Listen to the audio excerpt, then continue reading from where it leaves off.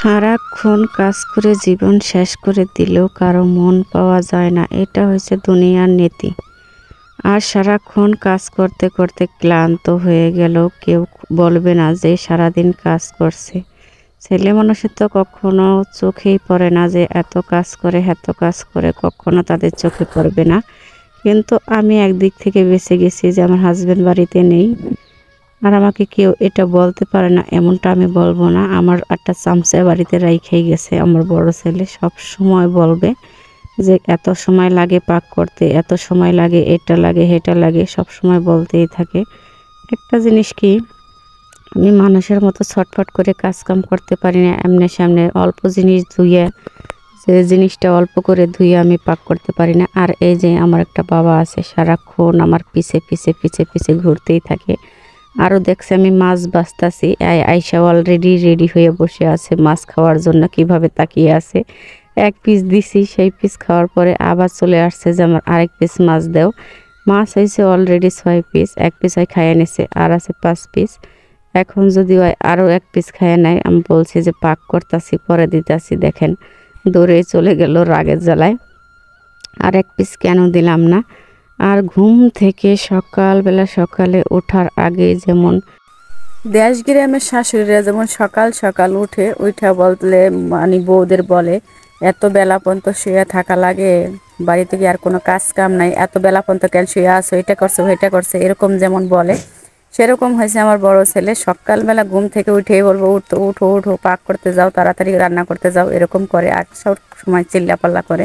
তো এই জন্য সকাল সকাল উঠে আমি পাক চড়াই দিই। তারপরেও মনে করেন দুইটা বাচ্চা সামলানো মুখের কথা না। আমার বড় ছেলেটা বড় হয়েছে ঠিকই, কিন্তু অতিরিক্ত যন্ত্রণা আমারে করে, যেটা বলার বাইরে। আর একটা তরকারি পাক করা তো হবে না, দুইটা তরকারি পাক করা লাগবে। আমি জানি না কে কী পছন্দ করে, কিন্তু আমার মনে হয় কি আমি 2-3 পদের তরকারি দিয়ে ভাত খেলে আমার কাছে নাবড়া গাবড়া লাগে, আমি খেতে পারি না। যে কোনো এক পদের তরকারি দিয়ে আমার ভাত খেতে ভালো লাগে। আর এখানে কারেন্টে আজকে পাক চড়াই দিছি, আমার একেবারে ভালো লাগে নাই সে লাকড়ি চুলায় যাইয়া পাক করতে। এই জন্য লাকড়ি চুলায় যাইনি পাক করতে। প্রতিদিন তো লাকড়ি চুলায় পাক করি, বলতেছি আজকে একটু কারেন্টে পাক করি। এই জন্য কারেন্টে চলে আসলাম পাক করতে। আর আমার বড় ছেলেকে বলছি আমার ছোট ছেলেটাকে একটু রাখার জন্য। জানি না কার সাথে কিরকম হয়, কিন্তু আমার পাক করতে এতটা খারাপ লাগে যা বলার বাইরে। খুবই যন্ত্রণার কাজ হয়েছে রান্না করা। এই রান্না করাটাই আমার একেবারে ভালো লাগে না। আর যা করতে বলেন সবই ভালো লাগে, কিন্তু রান্না করাটাই সবচাইতে বিরক্তর কাজ হয়েছে আমার কাছে রান্না করা। আর এদিকে রান্না তো আমি ছড়াই দিছি, টিপ টিপ করে বৃষ্টি হইতেছে, প্রচুর বৃষ্টির শব্দ হইতেছে। আর এই শীতের ভিতরে মানে এত পরিমাণে বৃষ্টি হইতেছে যা বলার বাইরে। এই শীতে মনে করেন আরো শীত নামাইতেছে বৃষ্টিতে। আর আমাদের যারা মনে করেন নদীর কিনারে আমাদের বাড়ি, তাদের অবস্থা তো মনে করেন একেবারে জটিল, তারা অবস্থা খারাপ। কারণ আমাদের এখানে যেহেতু আমরা নদীর পাড়ে আমাদের বাড়ি, এমনি তো মনে করেন নদীর আওলটা সবসময় আমাদের বাড়িতে আসে। এখন আমার মনে করেন বৃষ্টি নামতাছে, বৃষ্টির কারণে আরো বাড়িতে বেঁচে থাকা আমাদের মুশকিল হয়ে যাবে। আর এর ভিতরে কি রান্না করে যাইয়া পাক করাটা আরো খারাপ লাগতেছে আমার। এই জন্য মনে করেন আমি আজকে কারেন্টটাই খরচ করে নিলাম। আর আজকে বেশি কিছু রান্না করব না, 2 পদের তরকারি রান্না করব আজকে। চিংড়ি মাছ দিয়ে দিয়ে পাক করব, আলু দিয়ে। আর হলো পাঙ্গাস মাছ ভুনা করব। পাঙ্গাস মাছ ভুনাটা তো সকলে খাবে, কিন্তু চিংড়ি মাছ হলে আমার বড় ছেলের আর কিছু লাগে না। কারণ চিংড়ি মাছটা আমার ছোট ছেলেরা যদি জিজ্ঞাসা করি বাবা প্রতিদিন সকালবেলা বাবা আজকে আমি কি পাক করব, বলবে কি মা আজকে চিংড়ি মাছ পাক করো, নদীর চিংড়ি পাক করো। আমি যদি বলি নদীর চিংড়ি কোথায় পাবো, কয় তাই ইলি মাছ পাক করো। ইলি মাছ কোথায় পাবো, বলে পাঙ্গা মাছ পাক করো, মানে পাঙ্গাস মাছের পাঙ্গা মাছ বলে। আর যদি গোছের কথা জিজ্ঞেস করি তাই সবসময় গরুর গোছটার নামই নিবে, বলবে যে আমি গরুর গোছ খাবো।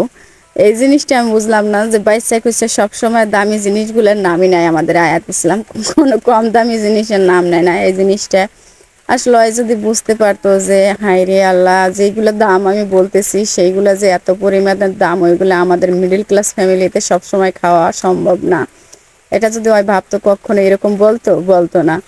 তা সবসময় হাসে, সবাই বলে কি বাপরে বাপ ভিআইপি খাওন চার্জ দিতুই, সবসময় ভিআইপি জিনিসের নাম নেস, এটা বলে। তা দেখেন এখানে কয়টা চিংড়ি মাছ, এই মাছগুলো কিন্তু অবশ্যই আমি মাইরে আনছি, আমি একা একা গেছিলাম নদীতে, যাইয়ে নদীতে খাওয়াইছি, খাওয়ার পরে মাছগুলো মাইরে আনছি কয়টা চিংড়ি মাছ। এখন চিংড়ি মাছগুলো দিলে তো মনে করেন কয়েকটা চিংড়ি মাছ হবে, এই জন্য মাথাগুলো যেগুলো ছিল সেই মাথাগুলো আমি মনে করেন আলাদা ছিল, সেই মাথাগুলো আমি সব বাড়ছি, বাড়তে এইগুলার একটু সেই মাইরে নিলাম, তাহলে একটু গ্রানটা বেশি হবে। কারণ মাথা ফালাই দিলে কোথায় আছে, কিন্তু একটা কথা আগের দিনে মানুষে বলে ইসা কুটলে হয় মিসা, ধুইতে গেলে নাই রানতে গেলে ছাই, এই একটা কথা আগের দিনের মানুষে বলতো। তা হ্যাঁ, কথাটা একেবারে সত্যিই বলতো। আসলে চিংড়ি মাছ কুটলে একেবারে একটু জ্বালা হয়ে যায়। তো আমার ছেলে খালি শুধু আসতেছে দৌড়ে আর বলতেছে আমার একটা মাছ দাও, আমার একটা মাছ দাও, এরকম করে বলতেছে। তো এতক্ষণ যারা যারা মনে করেন আমার চ্যানেলটা দেখেছেন, আপনাদের অসংখ্য ধন্যবাদ। আমার চ্যানেলটা অবশ্যই সাবস্ক্রাইব করে দিবেন এবং একটা লাইক দিয়ে যাবেন। কে কোথা থেকে আমার ভিডিওটা দেখছেন অবশ্যই কমেন্টের মাধ্যমে জানাবেন। অবশ্যই আমার ভালো লাগবে যে এদিক এদিক থেকে আমার ভিডিও মানুষে দেখে। যেহেতু আপনারা জানেন আমি এর আগে অনেক কটা চ্যানেল খুলেছিলাম, সাকসেস পাইনি দেখে প্রতিটা চ্যানেলই আমি বন্ধ করে দিছি। তবে এই চ্যানেলটা নিয়ে আমি অনেকটা আশা ভরসা নিয়ে আছি, জানি না এই চ্যানেলটা থেকে কি পাবো আর কি খুবো, কিছুই এখন পর্যন্ত আমার জানা নেই, তবে অনেকটা আশায় আছি। ততক্ষণ যারা যারা আমার বক বক শুনলেন আপনাদের অসংখ্য ধন্যবাদ। আপনারা সবসময় ভালো থাকেন, সুস্থ থাকেন, এই কামনাই আমি সবসময় করি। আপনাদের জন্য সবসময় শুভকামনা থাকবে। সবাই ভালো থাকেন, সুস্থ থাকেন। আল্লাহ হাফেজ।